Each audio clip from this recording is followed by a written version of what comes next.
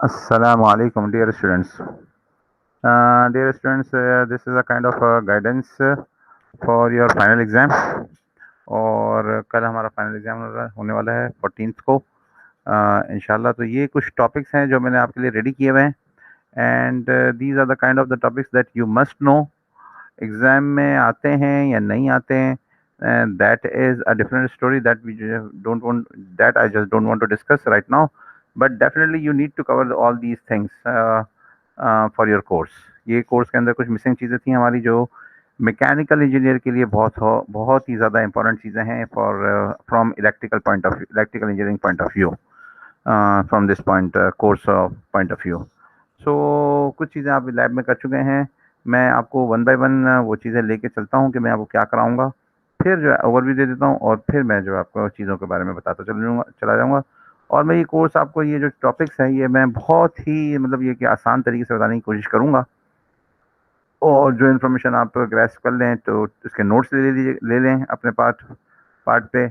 और अगर इसी में रखना चाहते हैं तो ये मैंने आपके नोट्स की सूरत में ये डॉक्यूमेंट तो बना ही दिया है। तो मैं आज आपको बताऊँगा ट्रांसफार्मर के बारे में, उसकी बेसिक इक्वेशन बताऊँगा। फिर मैं आपको पावर की डिफरेंट टाइप्स बताऊँगा और ये कहाँ से आती है और किस तरीके से, इसकी जो है डिटेल मैं इस वेबसाइट से लूँगा। ये जो है लिंक मैंने आपको अवेलेबल कर दिया है। अच्छा, ये फिर मैं डिटेल्स बताऊँगा यूनिट्स की, और पावर फैक्टर बताऊँगा मैं आपको यहाँ पे। और फिर मैं आपको बताऊँगा डीसी मोटर्स के बारे में, और फिर मैं बताऊँगा आपको RMS RMS value of AC signal के बारे में बताऊँगा मैं आपको। और फिर मैं आपको एक इंट्रोडक्शन दूंगा about AC Motors, type of the AC Motors. फिर इसके बाद एक यूनिवर्सल मोटर आ जाएगी that both works on AC and DC. तो ये चीज़ें हैं आज के हमारे कोर्स में, लेक्चर प्लान में। तो आई होप कि आप इसको बहुत गौर से सुनेंगे, और अगर समझ में ना आए तो दूसरी बार देखें। अच्छा देखें, ट्रांसफार्मर का सिंबल तो ये है सिंपल, दो कॉइल्स हैं, बीच में जो है कोर का सिंबल भी होती है, स्ट्रेट लाइंस। अच्छा, इसकी दो तरफ वाइंडिंग्स हैं, और एक पे number of turns of windings हैं N1, और दूसरी तरफ है number of turns of winding N2। यानी एक पे यहाँ पे कुछ टर्न्स लगे हुए हैं, यहाँ पे कुछ और टर्न्स लगे हुए हैं, तो that is denoted by N1 and N2। तो ये N1 एंड N2 मैंने कर दिया। अच्छा, इस साइड पे वोल्टेज प्राइमरी साइड पे V1 और सेकेंडरी साइड पे V2, दो साइड्स होती हैं इसकी, primary side and the secondary side. जहाँ पे इनपुट अप्लाई करते हैं दैट बिकम्स प्राइमरी, और जो जहाँ से आउटपुट लेते हैं दैट बिकम्स सेकेंडरी। अच्छा, ट्रांसफार्मर की किस्में, दो किस्में होती हैं, step up transformer and step down transformer. तो ये दो टाइप्स होती हैं स्टेप। अब अगर आप यहाँ पे कोई वोल्टेज अप्लाई करेंगे तो दूसरी तरफ क्या वोल्टेज मिलेगा, that is given by the equation V1 upon V2 is equal to N1 upon N2। यानी जो number of turns of ratio होगा उसके हिसाब से यहाँ पे वोल्टेज यहाँ पे दूसरी साइड पे मिलेगा। अगर आपने यहाँ पे जैसे नंबर ऑफ टर्न्स 10 दिए हैं, यहाँ पे 100 दिए हैं, तो क्या होगा कि आप अगर यहाँ पे 10 वोल्ट अप्लाई करेंगे तो यहाँ पे 100 मिलेंगे। और ये स्टेप अप और स्टेप डाउन का मतलब ये है कि जहाँ पे नंबर ऑफ टर्न्स ज़्यादा होंगे वहाँ पे वोल्टेजेस ज़्यादा होंगे। अगर आप इसको अप्लाई कर रहे हैं तो ज़्यादा वोल्टेज अप्लाई कर सकेंगे, और अगर आप यहाँ पे कम वोल्टेज अप्लाई करेंगे तो दूसरी साइड पे ज़्यादा वोल्टेज मिल जाएंगे। इसकी मिसाल मैं आपको ऐसे दूं कि अगर आपके घर का कोई ट्रांसफार्मर है पावर सप्लाई में, जो 220 वोल्ट को 12 वोल्ट के बना के देता है, तो डेफिनेटली इनपुट इज 220 वोल्ट जो कि आप प्राइमरी पे अप्लाई करेंगे, और इसी के कॉरेस्पॉन्डिंगली आपके 12 वोल्ट आउटपुट पे अवेलेबल हो जाएंगे। लेकिन अगर एक ट्रांसफार्मर है जो कि आपके इन्वर्टर में लगा हुआ है, यूपीएस में, तो क्या करेगा, डीसी देगा, एक साइड से वो लेगा 12 वोल्ट, और दूसरी साइड पे वो 220 वोल्ट बना के देगा। अच्छा, अब very important point about transformer only works on AC. अच्छा, इसका जो फिनोमेना है that works on the changing flux. जो फ्लक्स चेंजिंग है that is only possible in AC signal.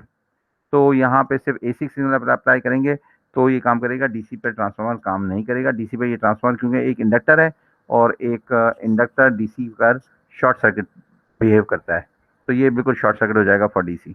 अच्छा, इसकी पावर ये है कि input power is always equal to output power. Efficiency का एक इशू आ सकता है, but efficiency of a transformer is very high, 99%, 98% होती है। बट आइडियल ट्रांसफार्मर की बात यह है कि input power is equal to output power. तो अगर इनपुट पावर की हम बात करें तो V1 upon I1 the voltage multiply by the current, और output power is V2 upon multiply by I2 voltage multiply by the current. तो इसकी जो टर्न्स ये पावर के हिसाब से आपने किया, तो जो टर्न्स रेशियो के साथ ये इक्वेशन बन गई, V1 upon V2 is equal to I2 upon I1, ये वाला पार्ट हो गया, राइट। और ये जो पार्ट है N1 अपॉन N2, ये दूसरा पार्ट हो गया। मतलब ये कि आप इसमें से N1 upon N2 is equal to I2 upon I1 भी ले सकते हैं, या इस तरीके से N1 upon N2 is equal to V1 upon V2 भी ले सकते हैं, और यहाँ पे आप V1 upon V2 is equal to I2 upon I2, कोई सा भी इसके तीन समय से कोई सा भी दो ले सकते हैं। अच्छा, आप यहाँ देख रहे हैं कि ये दो वाइंडिंग्स आपस में कंप्लीटली आइसोलेटेड है, इनका कोई आपस में लिंक नहीं है other than the flux linkage, और इसका कोई electrical signal link, electrical connection नहीं है। लेकिन अगर आप इसकी आइसोलेशन को बाहर निकाल दें, this is isolated transformer, the conventional transformer is isolated transformer. अगर आप इसकी आइसोलेशन को बाहर निकाल दें और एक ही कॉइल के अंदर से इस तरीके से प्राइमरी और सेकेंडरी ले लें, तो that is called auto transformer. और ऑटो ट्रांसफार्मर का फायदा ये होता है कि ऑटो ट्रांसफार्मर छोटा होता है साइज में, लेकिन इसका नुकसान ये है कि इसके अंदर आइसोलेशन नहीं होती है। तो ये जो है सेफ्टी पॉइंट ऑफ व्यू से इतना अच्छा नहीं है, लेकिन ये कि इसके साइज पॉइंट ऑफ व्यू से ये बहुत बहुत ही ज़्यादा आपको एडवांटेज देता है कम साइज में, क्योंकि वाइंडिंग कॉमन शेयर हो रही है ना, वाइंडिंग शेयरिंग हो रही है वाइंडिंग की, इस वजह से इसका साइज कम हो जाता है। सही है। अच्छा, अब मैं आपको बताता हूँ कि the types of the power. Power कितनी किस्म की होती है? पावर होती है तीन किस्म की, apparent power, active power and reactive power. अब इसी तरीके से मैंने आपको यहाँ पे ये डिफरेंट यूनिट्स ऑफ पावर बताए हैं, और मैं पहले आपको समझा दूं कि what is apparent power, what is active power and what is reactive power. अब एक्टिव पावर रिएक्टिव पावर आपको पता चल जाएगी तो you can just find out, ये भी आप समझ में आ जाएगा पावर फैक्टर। तो इसके लिए ये जो लिंक है, यहाँ से मैं इस लिंक के ऊपर जाता हूँ, और ये लिंक अवेलेबल है यहाँ पे, ये वाला power in AC electrical power. ये लिंक पे आप जा सकते हैं, खुद भी जा सकते हैं, राइट। तो ये तो जो है डीसी रेजिस्टिव सर्किट है, लेकिन एसी में अगर आप रजिस्टर कनेक्ट करेंगे तो क्या होगा, ये आपको इतनी सारी डिटेल की जरूरत नहीं है। मैं तो सिर्फ आपको सिर्फ एक जनरल आइडिया देने के लिए मैंने ये एसी में रजिस्टर कनेक्ट किया, but you don't need all this information. जो ये सारी है, मैं जितना बता रहा हूँ दैट इज इनफ। और अगर मैं चाहूँ तो आपको ये फाइल में से करंट पेश करके भी दे सकता हूँ, व्हाट इज जो इम्पोर्टेंट है वो। अच्छा, तो ये कर लेते हैं इसमें से what is important. DC, DC है सर्किट, ये तो हमने काफ़ी बार किया हुआ है। डीसी वोल्टेज है, करंट गुजर रहा है, and power is given by these formulas, P is equal to V I, या P is equal to V square upon R, या P is equal to I square R. ये तो सही है, ठीक है। अच्छा, इन रजिस्टर इन एसी, जब आप एक वोल्टेज अप्लाई करेंगे एसी का अक्रॉस द रजिस्टर, तो क्या हो जाएगा, ये सूरत बनेगी कुछ ये वाली। आपने एसी अप्लाई किया रजिस्टर के अक्रॉस, तो ये वोल्टेज है ब्लू, और रेड है इस current, they will be in completely in phase. जो वोल्टेज होगा उसके correspondingly depending on the value of the register एक करंट गुजरेगा, और आप कह सकते हैं कि बिल्कुल सही बात है। इसका मैक्सिमम जो करंट होगा that is called V M या वी पीक, और इसी तरीके से आई एम या आई पीक, तो ये इसका करंट गुजरेगा। अच्छा, अब पावर मालूम करनी है, अगर हमने एसी में रजिस्टर के अक्रॉस कि कितनी पावर डेसिपेट हो रही है इस वक्त रजिस्टर के अक्रॉस, हमें क्या करना पड़ेगा, V is equal to V I, simple formula. अब इसको जब आप मल्टीप्लाई करेंगे P is equal to V I, तो ये देखिएगा ज़रा, ये देखें, ये P जो था V था, ये ब्लू था, और I था वो रेड था। तो आप मल्टीप्लाई करेंगे पॉजिटिव पॉजिटिव को तो पॉजिटिव क्वांटिटी आएगी, इस तरीके से नेगेटिव नेगेटिव को मल्टीप्लाई करेंगे तो भी पॉजिटिव क्वांटिटी आएगी। तो ये जो रजिस्टर सर्किट है, ये आपको पावर में ये पल्सेस दे रहा है, पॉजिटिव साइन स्क्वायर की पल्सेस है ये, और नेगेटिव भी पावर, जब नेगेटिव वोल्टेज और नेगेटिव करंट होगा तो भी पावर पॉजिटिव होगी। तो इसका मतलब है कि रजिस्टर हमेशा पावर कंज्यूम करेगा। ये बात हो गई वन थिंग। अच्छा, अब क्या होता है कि इंडक्टिव सर्किट के अंदर करंट, वोल्टेज और करंट दोनों इन फेज नहीं होता, और क्या करते हैं कि इंडक्टिव सर्किट में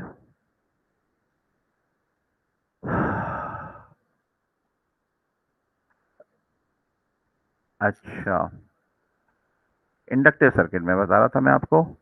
यस, इंडक्टिव सर्किट के अंदर वोल्टेज लीड करता है और करंट लैग करता है। यानी इसका मतलब है कि करंट पीछे जा रहा है, ये देखें करंट पीछे आ रहा है और ये यहाँ से जल्दी शुरू हुआ है। तो ये जो डिफरेंस है ये कितना है, एंगल का डिफरेंस, ये प्योर इंडक्टिव सर्किट में ये एंगल का डिफरेंस है 90, where this voltage is leading, voltage आगे चल रहा है और ये फेज डिफरेंस होगा। तो ये दिखा रहा है यहाँ पर, इसको फेजर डायग्राम कहते हैं कि करंट इज लैगिंग। एक होता है लीडिंग, एक होता है लैगिंग। अब अगर आप इसको मल्टीप्लाई करेंगे, पावर को मल्टीप्लाई करेंगे पावर मालूम करने के लिए, वोल्टेज और करंट, तो इसकी जो शेप आएगी वो आएगी इस तरीके से, negative power and then positive power and then negative power. देखें ये वो वोल्टेज है, ये ब्लू, ये रेड करंट है। इन दोनों को मल्टीप्लाई करेंगे तो ये यहाँ से नेगेटिव आएगा, फिर पॉजिटिव आएगा, फिर नेगेटिव आएगा, फिर पॉजिटिव आएगा। Inductor is an energy storage device. इसके अंदर पावर डेसिपेट नहीं होती है, हमने कई बार क्लास में बात की है। तो इसके अंदर पावर तो वेस्टेज हो ही नहीं रही। तो what is it is doing, ये पावर ट्रेवल कर रही है from power source to the inductor, positive side, passive sign convention जो हमने डिस्कस किया हुआ है कि if the device the power is consumed, so that is called the power flows from the source to the load, that is called that is considered to be a positive power। और जो अगर अगर negative power फिर क्या होगा, यहाँ तक तो हमने बात की थी लास्ट टाइम तक। लेकिन अगर नेगेटिव पावर का मतलब है कि सोर्स से पावर जा रही है, लोड से जा रही है पावर सोर्स में, तो वो नेगेटिव पावर बन गई। ये तो मैथमेटिक्स है सिर्फ कि पॉजिटिव अगर इस तरीके से हो और 90 का डिफरेंस हो तो ये जो है दोनों की मल्टीप्लिकेशन ही आती है, और ये हमारा पावर का फॉर्मूला भी है। तो ये जो है पॉजिटिव और नेगेटिव पावर की जो है कंडीशन है। तो हम कहते हैं कि इंडक्टर कभी पावर लॉस नहीं करता और इंडक्टर के अंदर वोल्टेज क्या करता है, वोल्टेज लीड करता है, because current can not change abruptly in an inductor. तो voltage will lead, voltage change हो सकता है, करंट चेंज नहीं हो सकता। अच्छा, ये बात हो गई। अब आगे चलते हैं कैपेसिटर के केस में। ये कैपेसिटर के केस में आ गया। कैपेसिटर के केस में केस थोड़ा सा उल्टा है, इसके अंदर भी 90 डिग्रीज का फेस है, वो है फेस डिफरेंस, लेकिन इसके अंदर करंट लीड कर रहा है। देखें करंट वाली रेड वाली जो यहाँ से आप इसको एज्यूम करें, यहाँ तक कंप्लीट किया इसने ये वाली राइट साइकिल, तो ये यहाँ तक होगा। तो ये करंट पहले स्टार्ट हो रहा है और वोल्टेज बाद में स्टार्ट हो रहा है, सही है। तो ये फेस डिफरेंस है 90 का, लेकिन phase difference 90 with with voltage lagging, voltage lag करता है इसके अंदर, तो ये करंट लीड करता है। तो अब ये भी इसी अंदर 90 डिफरेंस है, तो इसके अंदर भी जो पल्सेस आ रही हैं पावर की वो पॉजिटिव और नेगेटिव इसी तरीके से आ रही हैं। तो ये बात तो हो गई कि power is just travelling from source to load and then it is again going to the from source to the load. पहले लोड से सोर्स पे, पहले सोर्स से लोड पे जा रही है और फिर लोड से सोर्स पे जा रही है। और मैं आपको फिर बताऊं कि ये वाला जो पावर है ये जा रही है सोर्स से लोड पर, कैपेसिटर में जा रही है, फिर कैपेसिटर से निकल के वापस सोर्स में जा रही है। अब ये तो प्योर इंडक्टिव सर्किट है जो कि पावर वेस्टेज कभी भी नहीं करते, और ये कैपेसिटिव सर्किट है जो कि पावर वेस्टेज नहीं करते। लेकिन कोई भी रियल सर्किट होगा तो उसका कोई ना कोई पावर फैक्टर होगा, कोई पावर वो कंज्यूम भी कर रहा होगा, कुछ रिफ्लेक्ट भी कर रहा होगा।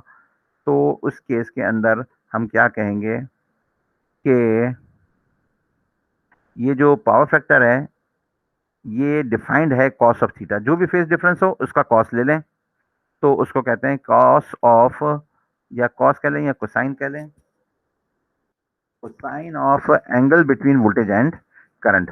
अब ये जो है एक पॉजिटिव क्वांटिटी आएगी, चाहे आप एंगल पॉजिटिव डालें या नेगेटिव डालें, लेकिन in case of inductor it will be called voltage leading current, voltage will be leading the current, और in case of capacitor voltage will be lagging the current. In the case of inductor में current फॉरन change नहीं हो सकता, capacitor में voltage फॉरन change नहीं हो सकता, ये हमने क्लास में डिस्कस किया हुआ है। अच्छा, तो पावर फैक्टर निकालना हो तो सिर्फ कॉस ऑफ थीटा कर लेते हैं, angle between the voltage and the current, और वो पावर फैक्टर आ जाता है, सही है। अच्छा, अब ये जो बात आ गई ना लैगिंग, ये सारा मैंने आपको दे दिया है नोट, ये आप इसको पढ़ लीजिएगा। Lagging power factor denotes that on the phasor diagram the current lags its behind. और हमेशा मतलब लैगिंग और लीडिंग का मतलब ये होता है कि वोल्टेज के परस्पेक्टिव से हम बात करते हैं।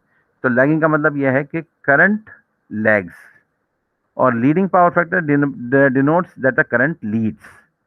तो लीडिंग पावर फैक्टर, ये हमेशा हम जो लैग कहेंगे ना, किसके हवाले से कहेंगे? Current lagging power factor. तो करंट लैग्स और लीडिंग के हिसाब से करंट लीड्स। सही है, द वोल्टेज। तो ये बात हो गई। अच्छा, अब मैं आपको बता दूं कि पावर की 3 किस्में हैं। पावर की 3 किस्में हैं। अगर एसी पावर हो और हम इसको सिर्फ वोल्टेज आरएमएस और करंट आरएमएस को मल्टीप्लाई कर दें और कोई भी एंगल का तस्करा ना करें, तो ये बन जाती है अपैरेंट पावर। एंड और इसका यूनिट होता है वोल्ट एम्पियर, वी है। अच्छा, दूसरा पावर फैक्टर ये होता है कि आप इसको सिर्फ उस वाली पावर को कंसीडर करते हैं जिसके अंदर पावर सोर्स से लोड पे कंज्यूम हो जाती है, वो पावर का फैक्टर होता है। उसको हम डिफाइन करते हैं V A cos of theta.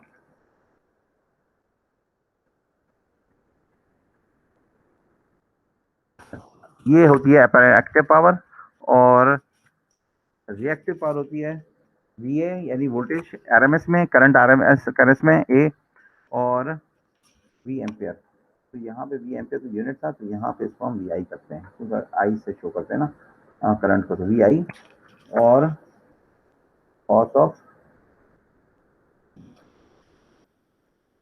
और active power is measured in watts and reactive power is measured in vars, volt ampere reactive. तो ये वार्स में मेजर की जाती है। अब मैंने आपको ये बता दिया। अच्छा, अब कोई चीज़ मज़ीद आपने देखनी हो तो यहाँ से आप देख सकते हैं, ये वाला रेफरेंस पॉइंट है। लेकिन ये क्या है, अब इतनी ज़रूरत नहीं है इसकी। अब नेक्स्ट आगे चलते हैं। बस you must know that the unit of apparent power is V A, unit of V A active power is watts, और unit of reactive power is vars. अच्छा, और पावर फैक्टर मैंने आपको बता दिया कि power factor is defined by this cosine of theta, the angle between the voltage and the current. और वो हमेशा 90 नहीं होगा, जैसे इस केस के अंदर 90 है, यहाँ पर तो ये 90 है करंट और वोल्टेज, क्योंकि ये प्योर इंडक्टर है। लेकिन कोई भी सर्किट प्योर ना इंडक्टर होगा ना प्योर रेजिस्टर कैपेसिटर होगा। It will be a combination of resistor capacitance and inductance. Having said this, now we go to the next topic, and that topic is, just let me see कि meeting हमारी चल रही है। Meeting is going on, presentation भी चल रही है, I hope. अच्छा, चलें, तो ये मैं लेक्चर आपको अवेलेबल कर दूंगा इंशाल्लाह। अच्छा, अब जो है मैं आपके पास चलता हूँ डीसी मोटर टाइप्स। डीसी की कितनी टाइप्स ऑफ मोटर होती है? सबसे पहले तो ये कि डीसी के अंदर एक परमानेंट मैग्नेट मोटर होती है, जिसके जो पोल्स होते हैं जो कि मैग्नेटिज्म प्रोवाइड करते हैं, वो होते हैं permanent magnets, stator magnets, permanent magnets. यहाँ पर ये जो चीज़ है the rotating, that is called armature. ये रोटेटिंग इसके अंदर जो पार्ट है, that is called armature. Rotating part को तो रोटर कहते हैं। It is not necessary to be an armature always, लेकिन आमतौर पर डीसी में आर्मेचर रोटेटिंग पार्ट ही होता है, रोटर ही होता है। इसके ऊपर वाइंडिंग है, और ये 2 पोल मोटर है। इसके 2 पोल्स के दो दो पेयर्स हैं इसके अंदर। अच्छा, तो ये जो पार्ट है, ये वाला जो पार्ट है जिसके ऊपर ब्रशेस कनेक्ट होते हैं, दैट इज कॉल्ड कम्यूटेटर, और ये रोटर है, शाफ्ट है। तो this is permanent magnet motor, जिसके अंदर magnetism is provided by the permanent magnets. अच्छा, अब जो है अगली टाइप ऑफ मोटर्स जो हैं वो ये हैं कॉमनली यूज मोटर्स। इसके अंदर क्या किया है कि ये जो पार्ट है, ये आप देख रहे हैं, इसके अंदर ये रोटर्स को, मैग्नेटिक को हटा के इसको भी फील्ड टाइप बना दिया है, और ये इन्होंने यहाँ पे फील्ड शो कर दिया है, जस्ट टू शो दैट इसको आप फील्ड को वोल्टेज अप्लाई करेंगे तो ये फील्ड प्रोवाइड करेगी, और आर्मेचर को आप वोल्टेज प्रोवाइड करेंगे तो यहाँ से ये करंट फ्लो करेगा, आर्मेचर करंट, और यहाँ से फील्ड करंट। तो एक ऑप्शन तो ये है, that is called separately excited. यानी एक तो हो गई परमानेंट मैग्नेट डीसी मोटर, एक हो गई फील्ड टाइप मोटर। तो फील्ड टाइप मोटर के अंदर डिफरेंट काइंड्स हैं। तो one kind is separately excited Motors. Separately excited motor का मतलब है कि फील्ड को अलग सप्लाई दी जा रही है, आर्मेचर को अलग सप्लाई दे रही है। लेकिन परमानेंट मैग्नेट मोटर में तो फील्ड के लिए सप्लाई का सवाल ही नहीं पैदा होता था, क्योंकि वो तो परमानेंट मैग्नेट्स है। लेकिन अगर वो इलेक्ट्रोमैग्नेट्स होंगे तो उसको आपने सप्लाई देनी पड़ेगी, और सप्लाई देते वक्त इसकी कुछ कनेक्शन स्कीम्स हैं। तो सेपरेटली एक्साइटेड मोटर में आप अलग सप्लाई देंगे, और सीरीज डीसी मोटर के अंदर आप आर्मेचर का करंट और फील्ड का करंट दोनों को कॉमन करने के लिए इसको सीरीज में कनेक्ट कर देंगे। और सीरीज मोटर और शंट डीसी मोटर में क्या करेंगे, देखिए ये शंट मोटर है, ये इसकी यहाँ पे डिटेल दी हुई है, लेकिन मैं आपको डिटेल पढ़ के नहीं बता रहा हूँ, पढ़ आप भी सकते हैं, मैं आपको सिर्फ बता रहा हूँ एक्सप्लेन करते हुए कि अगर इसकी फील्ड और आर्मेचर के कनेक्शन को पैरेलल कर दिया जाए तो दैट बिकम्स शंट, और शंट का मतलब होता भी पैरेलल है।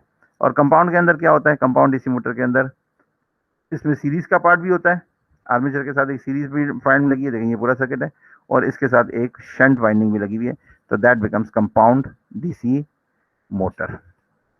अब मैं आपको लेके चलता हूँ RMS value of AC signal, जो कि हम क्लास में भी डिस्कस कर चुके हैं, लेकिन I just want to make sure that you have absorbed this important concept of electrical engineering. तो आरएमएस देखें, अगर इस साइन का एवरेज लेंगे तो क्या होगा, ये साइन जो एसी सिग्नल होता है वो साइन होता है, साइनोसॉइडल सिग्नल। अब इसका अगर एवरेज लेंगे तो जीरो आ जाएगा, साइन का एवरेज तो जीरो आएगा, जितना पॉजिटिव है इतना ही नेगेटिव है, तो हम इसका एवरेज पे काम नहीं कर सकते। If you just want to find out DC equivalent of this AC, तो एवरेज तो नहीं चलेगा। कि मिसाल के तौर पे ये AC यहाँ पे कनेक्टेड है, और सॉरी DC कनेक्टेड है थ्रू दिस रेजिस्टर, तो ये पावर डेसिपेट करेगा।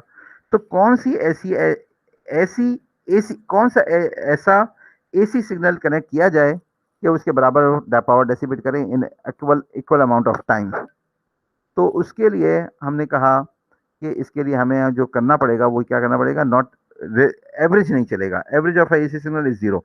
इसके लिए हमें आरएमएस लेना पड़ेगा, और आरएमएस का फॉर्मूला ये है, क्या करते क्या है कि इसको सबसे पहले तो स्क्वायर कर देते हैं, स्क्वायर करने की वजह से ये नेगेटिव पार्ट भी ऊपर चला जाता है, तो ये यहाँ पे वी स्क्वायर कर देते हैं। फिर हम एवरेज ले लेते हैं, स्क्वायर करने के बाद मीन ले लेते हैं। मीन लेने का तरीका ये है कि इंटीग्रल करके अपॉन 1/t कर दिया, और फिर हम रूट ले लेते हैं, तो ये रूट लेने का तो एवरेज कहीं यहाँ पर ये बीच में आ जाती है।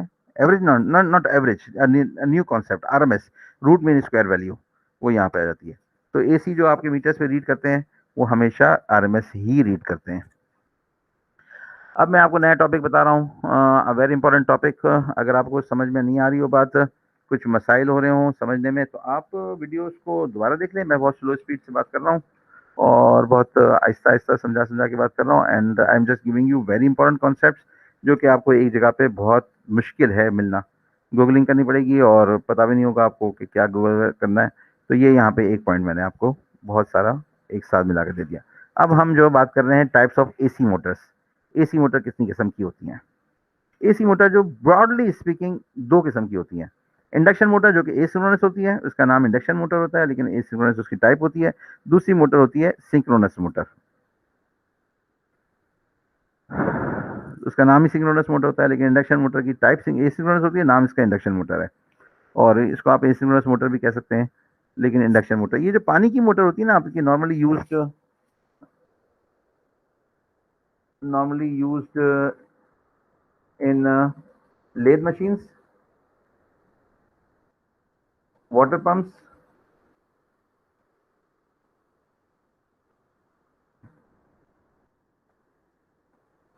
अच्छा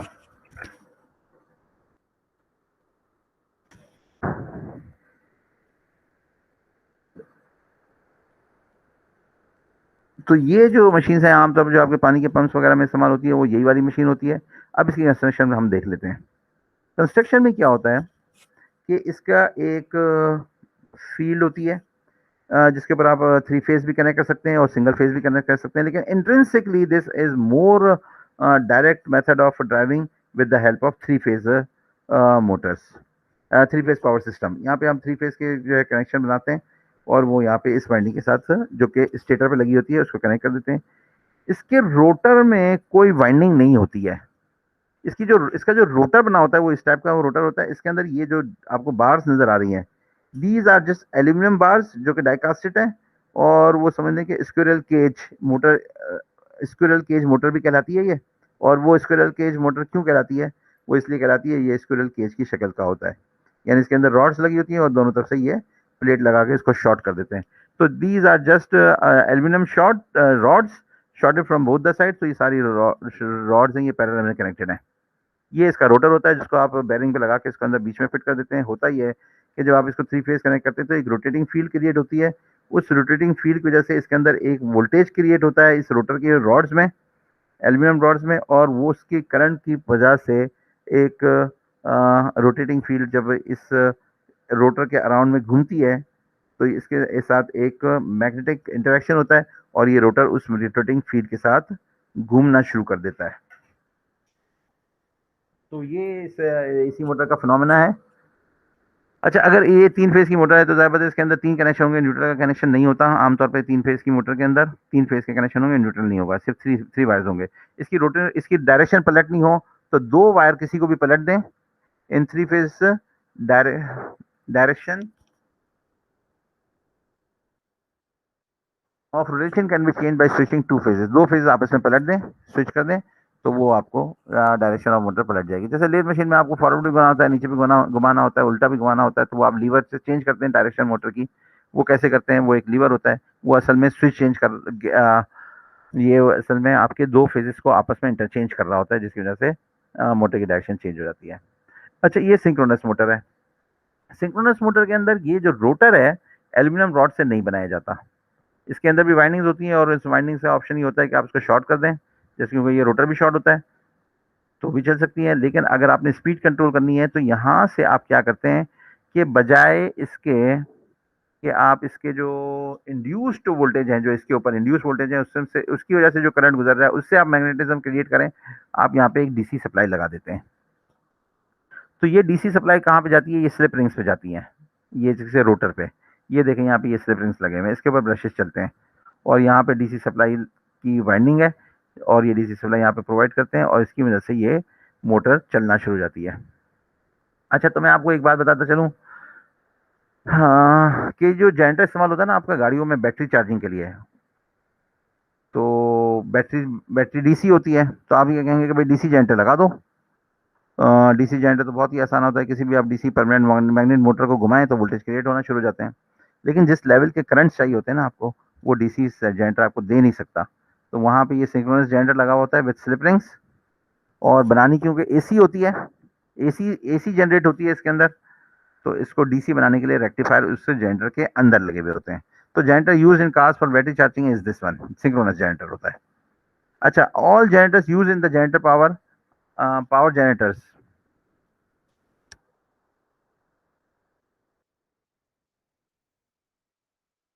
आर दिस टाइप। जो आपके घरों में जनरेटर लगे हुए हैं, जो लाइट चली जाती है और आप ये जनरेटर स्टार्ट कर लेते हैं, उसके अंदर ये वाले जनरेटर्स, ये वाले जनरेटर्स पावर जनरेटर्स लगे हुए होते हैं, जिसको आप इंजन की मदद से घुमाते हैं। सिंक्रोनस मोटर या जनरेटर मशीन एक ही होती है। इट जस्ट डिपेंड्स कि आप इसको मोटर को आप वोल्टेज देंगे तो ये मोटर या आपकी जो इलेक्ट्रिकल पावर है उसको मैकेनिकल पावर में कन्वर्ट करेगी। लेकिन अगर आप इसको पकड़ के घुमा देंगे तो ये मैकेनिकल पावर को इलेक्ट्रिकल पावर में कन्वर्ट करेगा। मशीन एक ही होती है, दोनों पर्पज के तौर पर इस्तेमाल हो सकती है, मोटर भी और एज ए जनरेटर भी।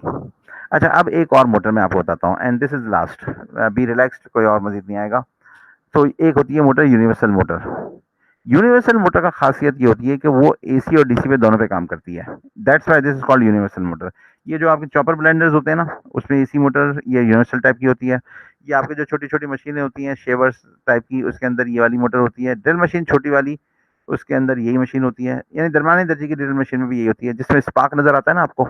आप ड्रिल मशीन पुरानी हो जाती है थोड़ी सी, उसकी अलाइनमेंट आउट हो जाती है, उसके ब्रशेस की थोड़ी सी लाइफ कम घिस जाते हैं, तो then they start giving lot of spark, जो कि आपको साइडों पे होल्स में से नजर आते हैं कम्यूटेटर्स पे। कम्यूटेटर क्या होता है? कम्यूटेटर मैंने आपको बताया डीसी के अंदर जहाँ पे ब्रशेस कनेक्ट होते हैं ना डीसी मोटर में, वो कम्यूटेटर कहलाता है। वो स्लॉटेड स्ट्रिप्स होती हैं, मल्टीपल स्ट्रिप्स होती हैं, वो सर्कुलर फैशन डायरेक्शन में लगी हुई होती हैं। तो वो वहाँ पे ये यूनिवर्सल मोटर है। अच्छा, यूनिवर्सल मोटर असल में क्या है? असल में यूनिवर्सल मोटर सिर्फ और ये है, ये वाली मोटर है यूनिवर्सल मोटर, ये वाली, this thing, this motor, this one, ये जो सीरीज के साथ सीरीज मोटर है, दिस इज यूनिवर्सल मोटर की स्केमेटिक है, लेकिन इसको कनेक्ट कैसे किया हुआ है ये देखें। इसके दोनों तरफ की वाइंडिंग है, pole south and south and north, और इन दोनों के ऊपर सीरीज वाइंडिंग है, और ये दोनों को आपको सीरीज में कनेक्शन, आर्मेचर के साथ भी सीरीज है। अच्छा, अब ये यूनिवर्सल क्यों चलती है, एसी डीसी पे क्यों चलती है? हालांकि है तो ये DC motor type, DC series motor है। ये इसलिए चलती है कि जब आप इसको डायरेक्शन पलट देते हैं तो होता यह है कि रोटर का मैग्नेटिज्म और फील्ड का मैग्नेटिज्म दोनों एक साथ पलट जाते हैं। तो इसका असर ये होता है, इवेंचुअल इफेक्ट ये होता है कि डायरेक्शन एक ही डायरेक्शन में रहती है, कि इसका फ्लक्स भी पलट गया, इसका फ्लक्स भी पलट गया, यानी रोटर का भी और आर्मेचर का भी और फील्ड का भी, या हम कहें कि रोटर का भी और स्टेटर का भी। तो इसका ओवरऑल इफेक्ट ये आता है कि डायरेक्शन नहीं पलटती। इसको आप थोड़ा सा पढ़ लीजिएगा। तो दैट्स इट फॉर टुडे इंशाल्लाह। आई होप कि ये लेक्चर सही तरीके से रिकॉर्ड हो गया और आप तक पहुंच जाए, और बाकी जो इंशाल्लाह कल इम्तिहान में मिलेंगे। और मैं होप करता हूँ, आई होप कि आप लोग नमाज़ की पाबंदी कर रहे होंगे, और आप कोशिश कर रहे होंगे कि अपने अल्लाह को राज़ी करें, और नमाज की पाबंदी बहुत ज़रूरी है। ठीक है, इंशाल्लाह wish you all the best. अस्सलाम वालेकुम। और कोई अगर क्यूरी हो तो just give me a message. कल दोपहर में पेपर है, तो अगर दोपहर सुबह में आप मुझसे पूछ लें तो मैं आपको इंशाल्लाह गाइड कर दूँगा थोड़ा बहुत।